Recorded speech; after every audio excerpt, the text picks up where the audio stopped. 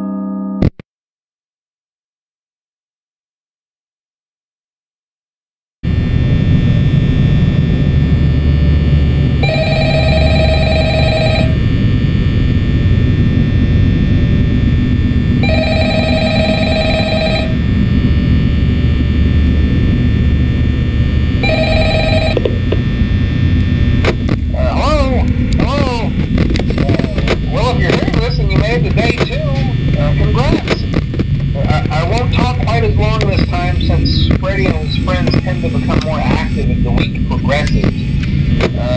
It might be a good idea to peek at those cameras while I talk, just to make sure everyone's in their proper place, you know. Interestingly enough, Freddy himself doesn't come off stage very often. I've heard he becomes a lot more active in the dark, though, so hey, I guess that's one more reason not to run out of power, right? I also want to emphasize the importance of using your door lights. There are blind spots in your camera view, and those blind spots happen to be right outside your doors. So if you can't find something or someone on your cameras, be sure to check the door lights. You might only have a few seconds to react. Not that you would be in any danger, of course. I'm not implying that. Also, check on the curtain in Pirate Cove from time to time.